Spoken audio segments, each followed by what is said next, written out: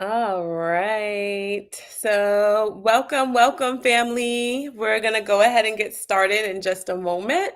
Want to allow for people to be able to be in the space before we go ahead and get started with today's Loom session. We have a special guest with us today, which is a favorite person of mine. I will do a better introduction as we're letting folks come in, but I want people to feel like they have joined us and that we are here on this Women's History Month on this Wednesday. Wanted to explore and dive into a conversation around the importance of representation, especially in healthcare settings. So tonight we have, like I said earlier, an amazing person named Brittany Whatley. I just want to do a quick kind of what we're up to today before I let you kind of give your own introduction, Brittany, because I'm sure I wouldn't do the justice that you would. And so we're going to dive into the perspective and have a great conversation around representation in medical settings. We have Brittany Whatley here, who is a nurse. What we want to do here at Black Girl Health Collective in these Loom sessions is we really want to create a space for rich discussions. We have found that it's important for us to hold healing spaces, especially with everything that's going on in the world. We want to take a moment to be in this space to have a time to heal, honor, celebrate, recharge, and shout out to Tama earlier today for that yoga reset. We'll talk about that later, but she had me in the warrior pose earlier. So it got me geared up for this evening, Brittany. So I'm going to stop talking and I'm going to let you introduce yourself. I'm Tasha Blanco. I'll be talking here with Brittany, but Brittany, kind of, give us an introduction of how amazing you are and like what you do. Oh, thanks, Tasha. So as Tasha said, my name is Brittany Whatley. I am a registered emergency nurse. I've actually have been in the healthcare space for about 16 years. I've worked as a nurse I'm actually what I call a baby nurse. So I'm a new grad. I just hit my 1-year anniversary last month. That's what's But up. different aspects of healthcare, from managerial positions to pre-hospital care within a hospital system, and now I'm back inside the hospital system. I'm actually biracial, so my dad is Black, my mom is white, but I identify as being Black African American. And I appreciate you inviting me to be a part of this discussion because I've seen some things. I've had to advocate on behalf of a lot of my patients. So I think this is a beautiful discussion to have, especially with the climate of not only like there's being more light spread on healthcare and the disparities amongst women and like all people, but I just think this is an important conversation to touch upon. Definitely. I appreciate that. And we would love for those of us who have joined us, whether it's Facebook, Instagram, YouTube, if you want to join the discussion, please feel free to jump into the chat. Brittany and I are going to be having this free flowing conversation. And I'm glad that you brought up kind of like, gave us a little bit of who you are, your background, what drew you to want to be a part of healthcare. I think that it's super important to kind of hear kind of what motivates and drives people to kind of do the thing that they do. And I think that you bring up an amazing point of, the healthcare system was designed the way that it was designed. And many of us are learning how to navigate that and advocate. We here at Black Health Girl, I can't even speak. I think it's because it's later in the evening. We here at Black Girl Health Collective like to talk about awareness, advocacy, and wellness. And so I would love for you to kind of take a step back and tell us a little bit about like what has been super rewarding about working in the healthcare ER in the actual ER setting. Um,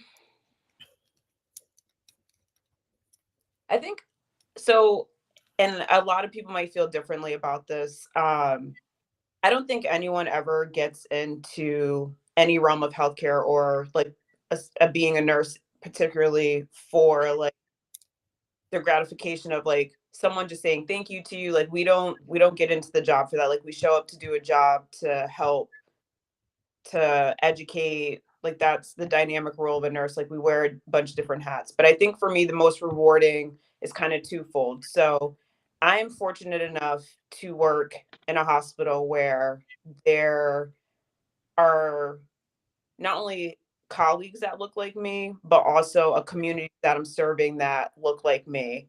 And Mm.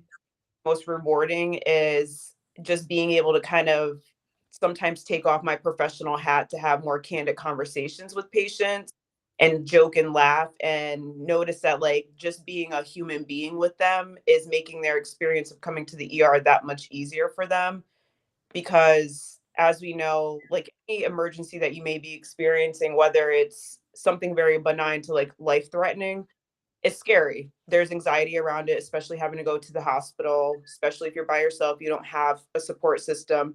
So for me, the rewarding part is knowing that I'm putting a smile on somebody's face that might have come in upset, crying, anxious, and they just feel like a human connection. Um, is that the case all the time? No, and that's okay, because when you work with the general public, everyone's not going to like you and you're not going to be everyone's cup of tea, and that's fine. That's just how the world works. But overall, I think it's more so seeing patients and them being grateful and just saying like, "Thank you for alleviating stress during this ER visit." Like it made all the difference. No, I think that that's real. And one of the things that you're bringing top of mind for me is I'm thinking about my own experience. I happen to go to the ER and not even, first of all, for me to go to the ER, it has to be like an extreme circumstance, right? So if we think about kind of folks getting to the doctor, we know that there can be times where there's a lot of mistrust with medical facilities, and thinking about that, that can be a cause for somebody not going. But it makes me think about the time that I did go, and I thought that I had just tweaked my leg, right? So I had been in pain in my leg a couple of years ago, and I was like, I have to work. I'm just gonna stretch it. And then when I finally went, um, this nurse, a black nurse, actually saved my life. She immediately knew from my symptoms that I thought was just a tweaked leg was that I actually had a DVT. That was in 2020, and it was an extreme case of a DVT. And I don't know if folks know, but DVTs are very life threatening. And she had explained to me, she stepped away and then came back and very calmly told me, and she said, I was freaked out because you were uh, in a really big danger zone and you weren't aware, and I didn't want to freak you out, but she actually helped to move the process along. And I often wonder if it could have been someone else, would they have actually taken that same precaution um, in that situation that was life-saving, right? And so I think about that. So when you're saying that, that's just something that stands out for me. And I feel like sometimes too, I kind of go into it like you have to meet the patient where they are, the person, the patient, however you want to refer to them. You have to meet them where they are. And, that nurse, kudos to her for not letting like her panic and anxiety like riddle over, because it would have, I know, freaked you out. And then it would have made things 20 times worse. So I think it's important to, as a healthcare provider, to like understand that sometimes you have to take your own feelings out of it and like step away for a second just so you can be there to support your patient and like show them like, okay, like this is what's going to happen. because I can tell you, like, nothing freaks somebody out more than like the person who's supposed to be helping them. Like, you're freaking out, then they're freaking out. And it kind of builds like a continued feeling of mistrust, Mm. which is there.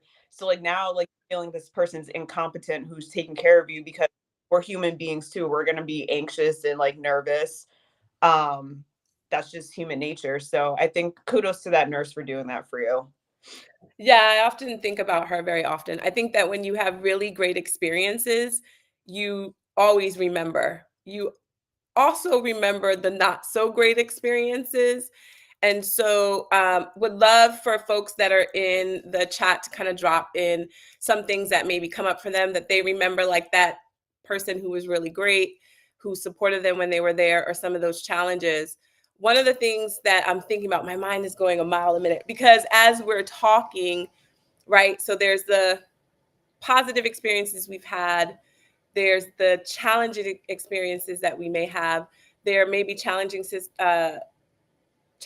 experiences that you may want to speak to. But I kind of wanted to take a step back for a moment because at this moment, I've been reading a lot of books or listening to books, audiobooks.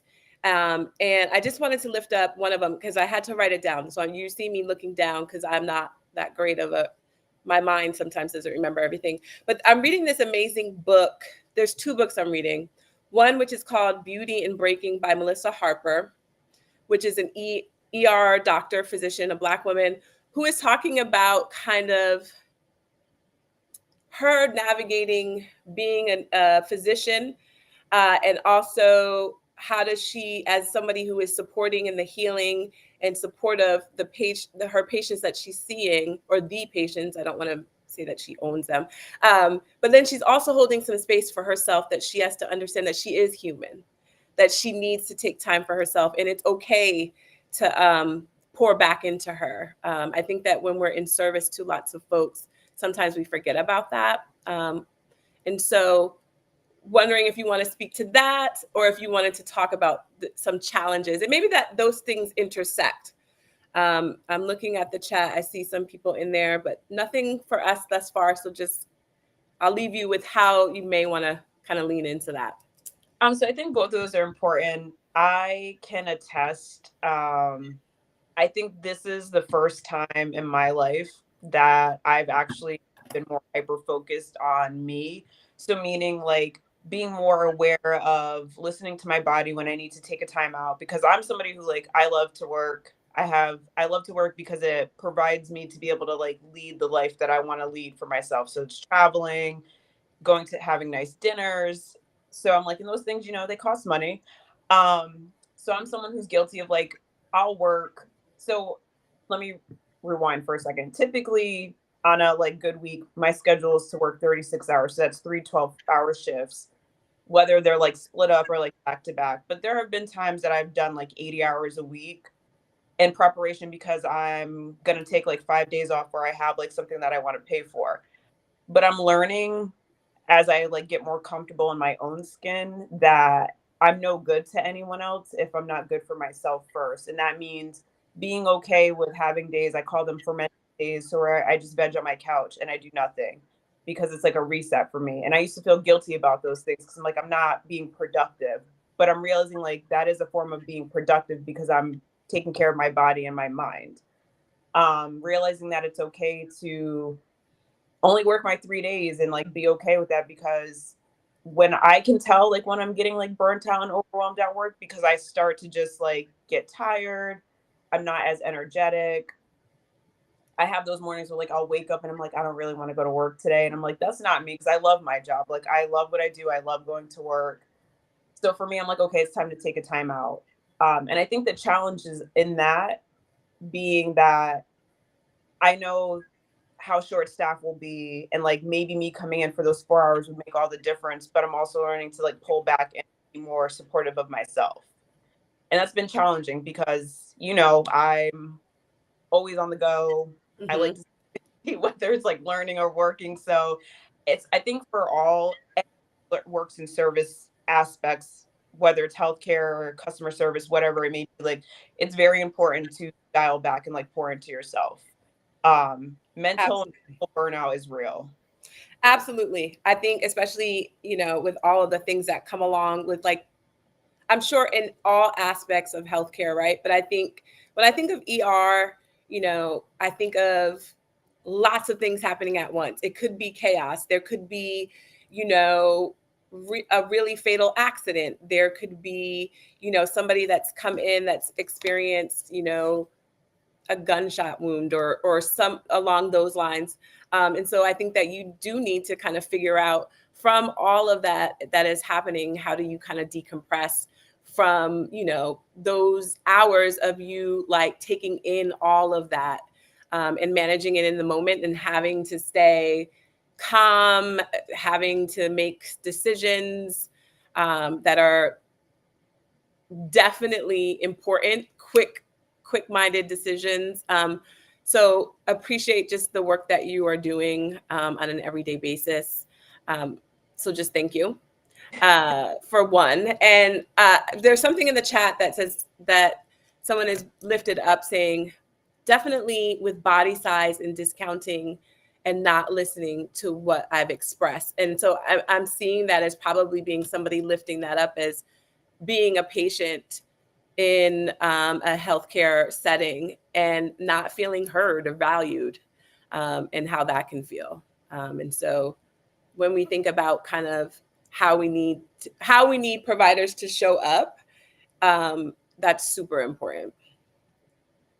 I agree with that. And I think it really depends on who your provider is. So like I'm not the best nurse in the world and I don't know everything.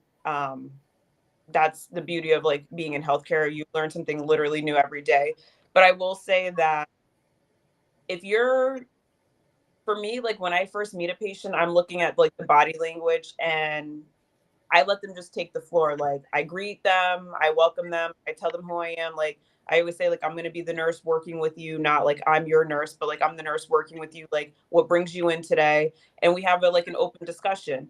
And sometimes it leaves space for them to express like a previous experience they may have had or like how they were at a different facility and like they felt like they didn't do anything and like they kind of brushed them off. So it leaves space for me to be able to reach out, and we refer to our physician assistants, APRNs and MDs as providers. So it leaves space for me to like have a conversation with the provider that's signed up to take care of this patient. Like, hey, this is what's really bothering them. They also have concerns about this. Like, can we touch upon that? Are there like what resources can we give them for, they're here really because they don't have access to their meds. They can't afford them. Like, can we give them discount prescription cards so they can get their meds? Like how like this is what the real issue is. And more times than not, like it helps. I love that you're thinking about kind of the holistic approach of a patient and not just, someone's coming in for X, but it usually is an approach of figuring out what does the person need, right? So if it's they don't have access to prescriptions, they are experiencing being unhoused. Like if there's all of these things that are happening, those are things that need to be in support of helping the patient. Right. Somebody put in the chat talking about kind of as we think about that, and it's connecting for me is kind of those different roles that are happening simultaneously in the hospital, and what relationships, the importance of a relationship with social workers and doctors. So wanted to kind of hear your thoughts about that. So I'm fortunate the system that I work in, we have an amazing social worker that is so I work mid shift, night shift. So I'm fortunate that the social worker who works mid shift, night shift is awesome. She rounds very frequently in our ER. She'll literally come up to me, like just happened last night. She came up to me and like asked me about two particular patients that she like kind of popped up on her radar, and she's like, what's going on with these patients? And I was like, oh, this and this. And I was like, but also I actually wanted to consult you on this other patient. This is what's going on with her. Are there resources you can offer her to talk to her? So like it's nice because I'm in a position where like our providers are literally right there and I can walk up to them and be like, hey, this patient is in pain. Can you do this? Like this is actually, like I said, going back to this is what they really need. Do you mind just popping in to see them really quick? The ER, there are sometimes, unfortunately, very long wait times. I've had patients that are like, I have childcare concerns, like I have a baby at home, I get home ASAP. So I'm like, let me go see if we can get someone to see you really quick. I hate for you to you've been waiting. Like, let me see if someone can come see you. Like, can you give me like 10 more minutes? And for the most part, our providers are very receptive to that. They genuinely want to help. And it's nice to see that. Especially too, like I said, our social worker being readily available. Like she literally will come sit at a station, a computer right next to me, and like we'll talk and round on patients together. So it's nice. Like I know not every hospital system is as fortunate as I am, or every nurse is as fortunate to like have those relationships with the providers and the social worker, but that's something that also like drives me to be grateful for the facility that I work at. I love that. It really talks about kind of how it takes a team of folks. So I'm glad to hear that the patients that you all are seeing are getting that, because it is actually supporting the whole patient and not just the disease or what might be happening. So thank you for answering that. And again, I love keep all the questions that are coming in the chat. If you see me looking over, I'm looking to see the questions that are coming. I know that we have our family out there who are part of the medical system. So if you are a nurse, if you're a physician, um, just pop something in the chat if you want to join in and have a conversation. We cool with that too. Thank you so much. All right, so um, what did I want to say? What was my other question? Yes. All right. So this one's a good one. This one's coming in hot. So, what are your thoughts on, because we talked about you talked about nursing school. Um, so this one is a question around, I don't know if you had an opportunity to kind of see some news around a school called Montefiore Albert Einstein College in New York that received a very large donation for medical students, of where they're offering free tuition, um, so that they want to be able to create a diverse pool of medical students coming out. Wanted to hear a little bit about what your thoughts were about that, as being somebody who understands the cost of medicine, of going to medical school. So like what are your thoughts about that? I think that's honestly like kudos to them and congrats to the future students who are going to benefit from that. And if I read correctly, that applies. I think they said their fourth year medical Yes. students get Yes. reimbursed like free tuition. I think that's amazing. Firstly, because college is expensive regardless of what trade you decide to go into. As someone who nursing is my second degree, and I always tell people, I'm like, my student loan debt is the equates to owning a house like 3 years ago, because the housing market is like double what it was. But my student loan debt is the equivalent of I own a home on paper, basically.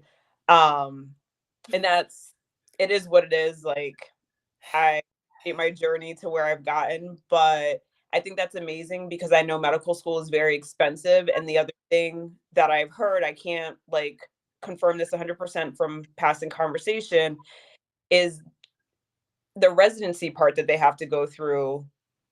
Some of them, like they make less than minimum wage to go through residency, and you're working a lot of hours, and you still have to provide a cost of living for yourself. So I think the fact that some people are going to be very fortunate to have that burden lesson is amazing. And I think also it's going to open doors for people who might have been deterred from wanting to go to medical school because of the financial strain. So I think it's a win-win situation. I'm excited for the folks who are going to benefit from that.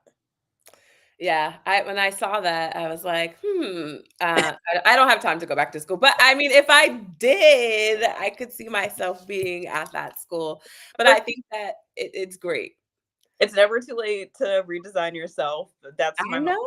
I Fun Never too. fact, I used to wanna be a nurse years ago. I was wanted to be a neonatal nurse and then pivoted from that and decided to work for Planned Parenthood, which was a very amazing job that I had for a very long time. So I was able to help people, but in a different way. So appreciate, yeah, I love that those medical students are getting, you know, a little wiggle room to be able to practice without the stress of money. And shouts out to the people who are getting reimbursed. So um, I'm wondering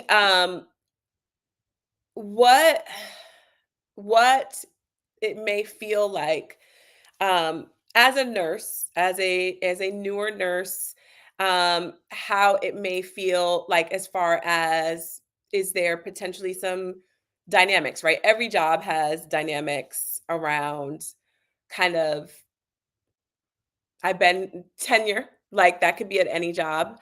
Could there be hierarchy as it relates to tenure or potentially people who are not, that are not a provider of color?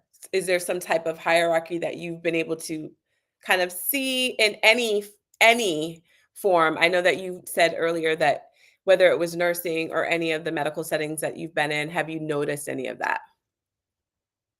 Well, I mean, I think one of the most blatant is, um, I guess the position of being like the program director or like department head of most um of these like roles. For me personally, um I can't speak to like as far as nursing because I don't really get like into like the politics of that. Like I just know like what I know at like my level. So as far as like this is my department, this is like whom I go to. I will say that in my department there are people, women too, of color who are in positions of power, which is beautiful.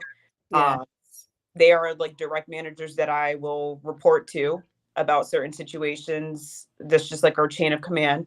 Um, but in other settings, that definitely wasn't the case. Um, so I think, and I can like for me personally, and I'm not saying this is everyone, but like as someone who's been in a position of being a department head before, that's not like a vibe for me. Like I don't like I'm not interested in managerial positions. Um I think sometimes like it puts you in a position where you really cannot connect with your peers or your colleagues because you kind of have to be like the superior as far as like I have to not only give you credit for a job well done, but I also have to reprimand you for a job not well done or you're not meeting certain goals and expectations. Where like I like to kind of be like a sounding board for folks. So Yeah. like I give kudos to people because it's stressful. Like having to be in charge of a whole department and what comes along with being in charge of that whole department and overseeing and having to put out every little fire that's happening. Because there's times like I'm at work, there's stuff happening at the front end of our house that I have no idea that it's happening because I'm in the back part of our department. And like I don't hear about it until like 7 hours after because I was back here for X amount of time. So like I see it, but again, like I don't really pay attention to it because like if we're talking higher ups, it's traditional elder. It's like our politics, like Yeah. elder who are like 1 foot in the grave, 1 foot out the door. Like we need like we need some fresh blood. Um, No, I think that you're bringing up an amazing point of like, who is in charge, and usually it's people who have been in the game for a while. So that could be tenure, people who may look like us or not, maybe making decisions. And also thinking about one thing that I love that you talked about was like, how do you not be a part of that, those dynamics. You come in, you do your job, but then you also make sure that you're creating a community, which is so important, right? Like to where, you are feeling supported. You said you're that like that person that people feel like they can come to. And managing is hard. I did it for a very long time. And I think like doing those things takes a skill that I think that you have to build, and hopefully some people have it internally and some people just don't. And so I think most importantly, as we center back into healthcare and our providers, it's very important that they lead with empathy, and recognizing where they may have a bias, so that they can kind of figure that out, and that it's not going to be at the expense of their patients. So I'm hoping. I know that that's not you. That's not the case with you. But I'm just saying, just in general, I think that, people who are getting into this Yeah, profession need to be totally aware of leading with that. right. And I think that I've been fortunate enough to orient and like train new hires. So like when I worked as an EMT, I was a field training officer. So that meant like any new EMT, I would train them and orient them to the company's policies and like our med control protocols. But one thing I would always tell them, like, I can't teach you how to be an EMT. Like, that's not what this is. Like, I'm teaching you how to follow our policies and procedures and follow your med control and like who you're supposed to like call when you need assistance and like the lifeline and like what is standard patient care. I've been thrown into the role now as being a preceptor for new grad nurse, which this is brand new territory for me because like I've had new grad nurses like towards the end of their orientation. And for me, I was like, okay, like I'm just like your big sister, like tag team me in if you need help. Like I'm just kind of like here in case you like need help. But like starting from scratch, and it's like I can't teach you how to be a nurse. Like I can't teach you how to be empathetic. I can't those are things like you learn or you realize like this may not be the job for you because you can't do that. So it's interesting when it comes to bias because there's a lot of conversation that has to be had where you're like, you can't just look at someone and be like, oh, it's so and so who they come here every day for the same stuff. Because I'm like, I tell people those are the cases that are going to get you in trouble because you're going to be listening to Mary Jean over here who's telling you, oh, disregard their symptoms and like they're here all the time for this.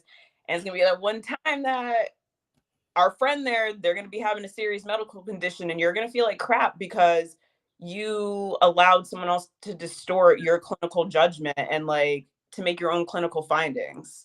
Mm. I think it's very easy as human beings to feel frustration and like especially in healthcare when you see certain people coming in and out and you're like you come here every day and like you still don't do the things that we're asking you to do, like what else do you want from us? But I think it's also important to remember that sometimes we're unfortunately, like, the only socialization this person might have, the only like family this person might have. They might find comfort just being supported and being around other people because they live alone or like their loved one just died or whatever the case may be. So it's it's a bigger picture than just saying like they're here for abdominal pain. Mm. And I think Definitely. when you work in the ER, it's completely different because there's a lot of different layers to your patient that you're looking at. Where, like, when we package them, if they're being admitted and we send them up to a medical floor, they're just focusing on the treatment to get them better, to discharge them, to get them to the next level of care. Case management maybe will be assigned to them to help with discharge planning, but like we're kind of like dealing with the nitty gritty in the ER, whether it's like, oh, you're coming in because you haven't had your meds in 6 months, you haven't seen a doctor, your house was infested with bed bugs, like you're dealing with domestic violence in your home, whatever the case may be. Like we we have to weed through a lot of that and see like the actual patient person versus, like I said, your abdominal pain, your high blood pressure. No, I think that you bring up so many different like points that are important about how important it is for providers to kind of take a step back, nurses to take a step back, because you are going to see that patient that comes in every day or every week, um, because of some of the things that you've noticed. that you've noted, excuse me, and just thinking about in that, I know nurses, nurses usually are working like 12-hour shifts, right? Like 3-hour work weeks or something, like, I don't know. And so it can be different. It depends on like where you work. So for the most part, like we do 12s, but there are a couple coworkers who do like 4 10s, Yep. people who only do 8s. There is flexibility, like you can come in and work a 4 hour shift, 6 hours, like depending on what the need. But like typical standard scheduling usually, like, and I'm only speaking like if you work in a hospital, is usually 12 hours. Got you. And whether you do like the morning shift, which is 7 a to 7 p, I'm a 3 p to 3 a person, and then there's 7 p to 7 a and like 11 a to 11 p. So they do it so like it's staggering, where like there's kind of coverage at every hour. I know there's a lot of hospitals that don't offer that 3 p to 3 a shift. Um, but for the most part, it's typically the standard scheduling is what's considered full time at my facility is 36 hours. So that's 3 12s. So given all that time, right, that you're spending with your coworkers, you're spending with patients, we talked a little bit earlier about like finding time to, take care of yourself, pour back into yourself. Because as I said earlier, as the ER physician was talking about earlier about the importance of taking care of you, what advice could you give? Would you give either yourself or, your early career self, or to new coming folks who want to become a nurse? What would be some advice that you would give them? Um, I think most importantly is make sure you're able to leave work at work. Mm, So what I mean by that is things are always going to happen. You're going to have great days, you're going to have rough days. You're going to have days where like you're going to question yourself like, am I really supposed to be a nurse, or like I wasn't a great nurse today for whatever reason. But once you swipe out, like you have to be able to leave work at work. And I say that because unless you have a support system, or like if you're partnered, you have someone who works in healthcare to like for you to kind of like vomit on about certain things, it's tough for someone who doesn't work in healthcare to understand mm, what's going on. And when I mean that, like for instance, like I can admit, like I have a dark sense of humor when it comes to like coping with certain like traumatic things that I've witnessed or been a part of.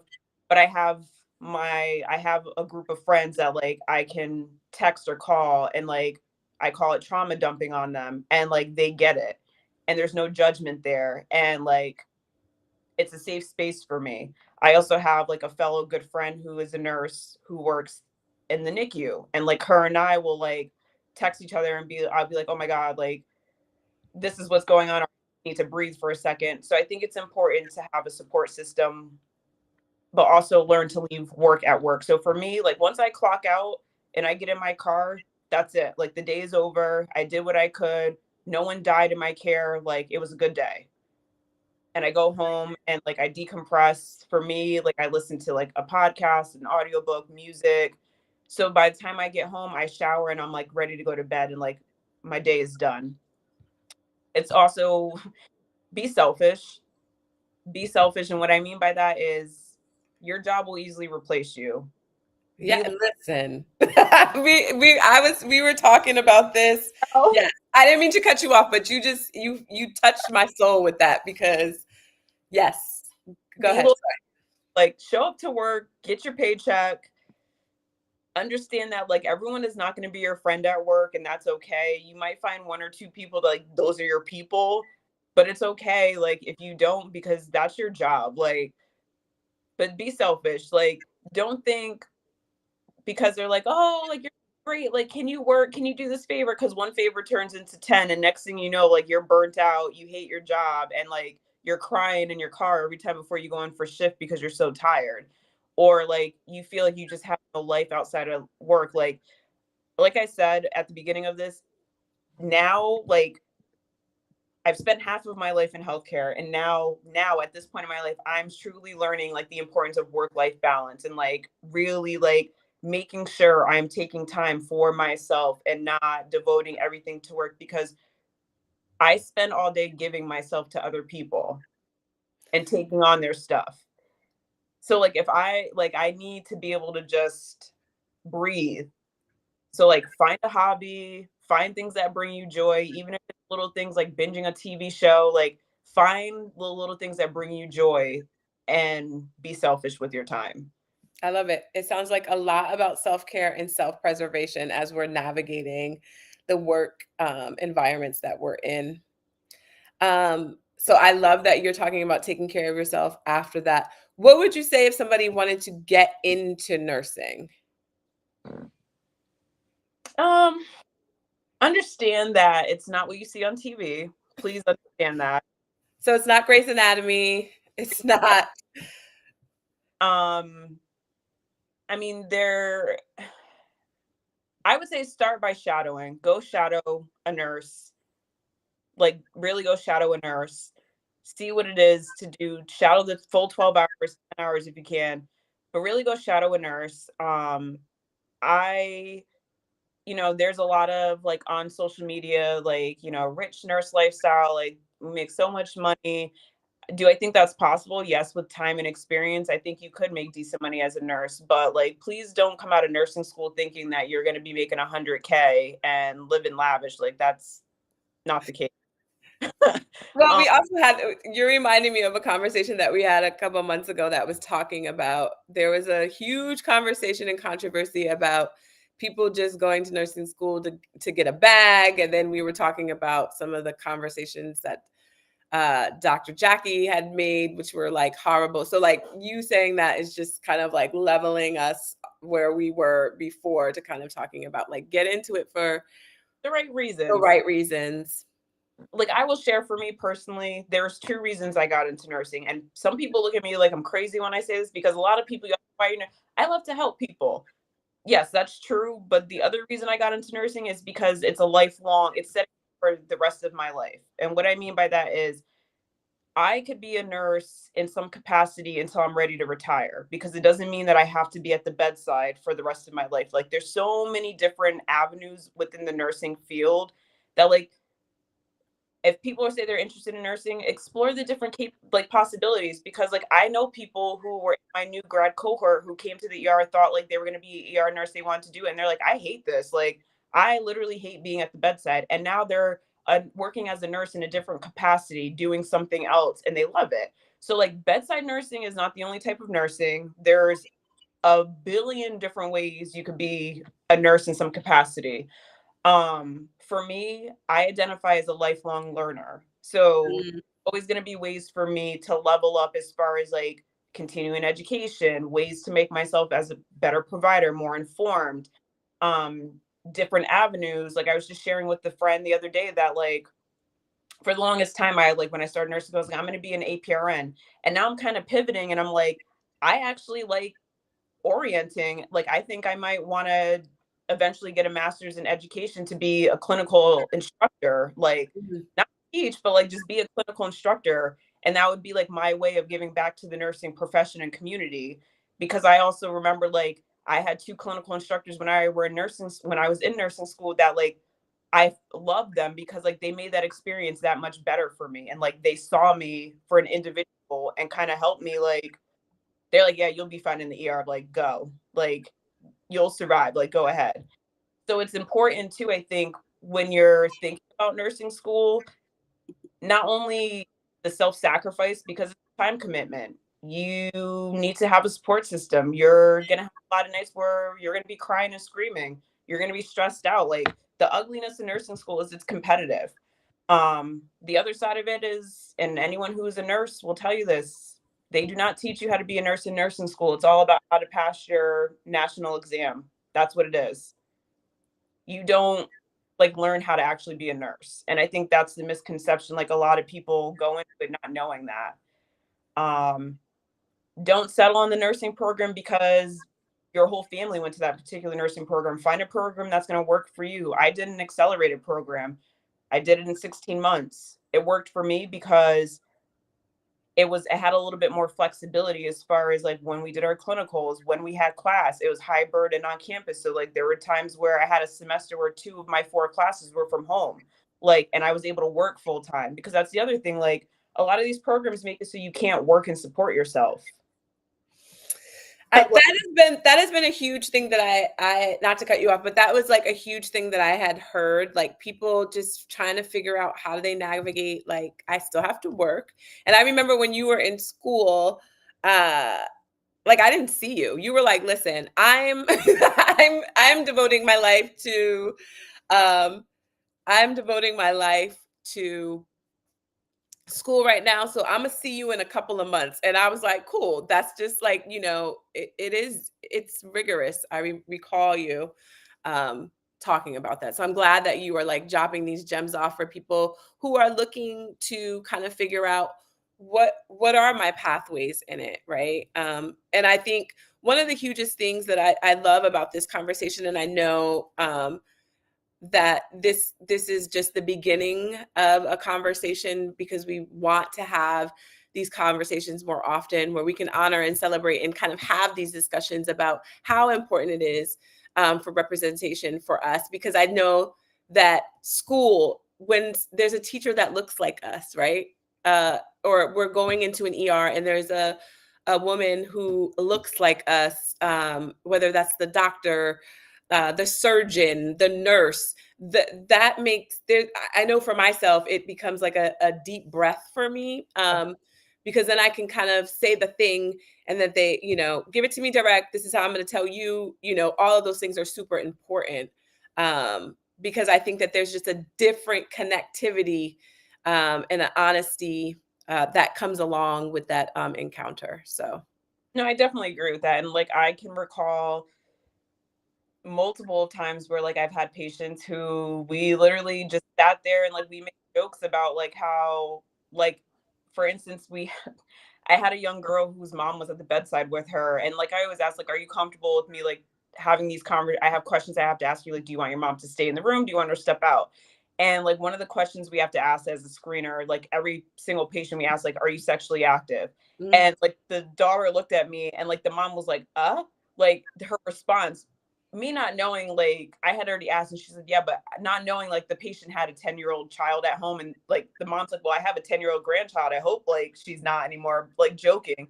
yeah. And I like went off on a whole tangent, like laughing and like just cackling in the room about that, where I'm like, next door it was a completely different conversation. Mhm. Mhm. So, and like people, I don't know, it's nice when, like I said at the beginning, like I can kind of let down the professional like hat a little bit and just be like very like human and laugh and just kind of have a banter, like kind of share, like, this one lady was telling me about this sunflower tattoo. Oh my God, my great grandmother like used to grow sunflowers in her front yard. Like, they were huge. Like, she was known for them. Like, kind of like touching on stuff like that. Or, you know, when I'm telling people you need to lay off the sodium and they're like, well, I was like, I know, but like there's other seasonings besides salt. Like, just And that part, right? And so it's a level of connectivity, and it's a level of how we can culturally connect with folks to build that trust and that rapport, so where people can be open where they may feel closed. So I just appreciate your time. I just wanted to, I know that we're coming to a close. I was just checking the chat. I don't know if there was any last minute words from the chat or any last minute things before we close tonight. Before we part, I just, again, thank you so much for you spending time, especially since I know you work in the middle of the night. This might be your sleeping time if this is your day off. So I just appreciate you. this is the second win time right now for me. Got you. Got No, you.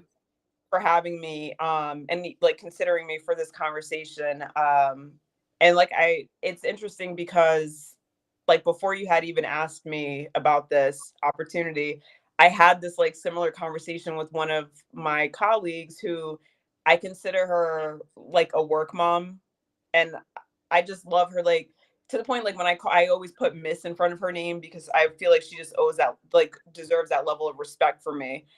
And we were having a conversation, about the importance of like representation in schools and like how what it does to like a young person from an early age of like You don't have anyone who supports you to tell you, like, you can be the doctor, you can be the Absolutely. Fortune 500 owner or start a small business, whatever the case may be. Like, how important it is, like, to feel support and have people who look like you to show you it's possible.